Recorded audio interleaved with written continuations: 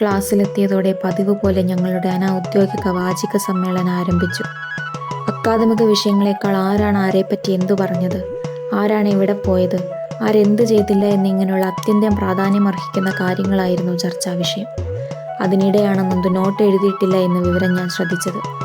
സാധാരണയായി നോട്ട് എഴുതുക എന്നത് എന്നെ സംബന്ധിച്ചിടത്തോളം ഒരു അപൂർവ പ്രതിഭാസമാണെന്ന പൊതുബോധം നിലനിൽക്കുന്നതിനാൽ ഞാൻ നോട്ട് കംപ്ലീറ്റ് ചെയ്തിട്ടുണ്ട് എന്ന വിവരം കേട്ടപ്പോൾ തന്നെ അവൾക്കൊരു ചെറിയൊരു ഞെട്ടൽ അനുഭവപ്പെട്ടിരിക്കണം.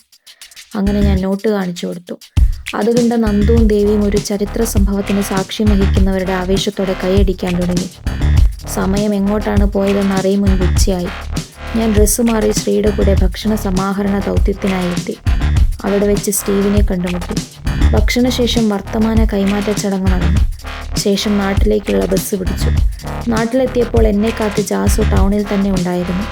എന്നെ കണ്ട നിമിഷം അവൻ്റെ മുഖത്ത് തെളിഞ്ഞ സന്തോഷം കണ്ടപ്പോൾ രാത്രിയുടെ മുഴുവൻ ക്ഷീണവും എവിടെയോ അലിഞ്ഞുപോയി.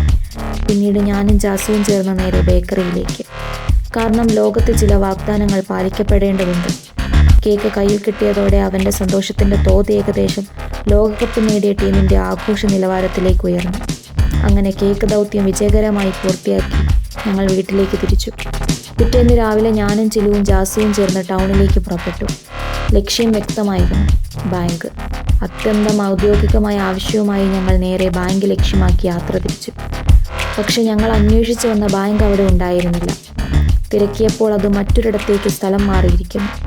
അങ്ങനെ വലിയ പ്രതീക്ഷയോടെ ആരംഭിച്ച ബാങ്ക് യാത്ര വിവരശേഖരണ യാത്രയായി മാറി. ശേഷം ഞങ്ങൾ ടൗണിലൂടെ കുറച്ചു നേരം കറങ്ങി. വാങ്ങേണ്ട സാധനങ്ങൾ വാങ്ങി. അതേസമയം ജാസുവിൻ്റെ കാര്യത്തിൽ ഒന്ന് വ്യക്തമായിരുന്നു. അവൻ്റെ സന്തോഷത്തിനായി ഒരു ചോക്ലേറ്റ് എങ്കിലും നിർബന്ധമായി വാങ്ങണം. ചോക്ലേറ്റ് വാങ്ങി ടൗണിലെ പരിപാടികൾ അവസാനിപ്പിച്ച് ഞങ്ങൾ വീട്ടിലേക്ക് തിരിച്ചു. ഓക്കെ ആണോ? ഓക്കെ. സബ്സ്ക്രൈബ്.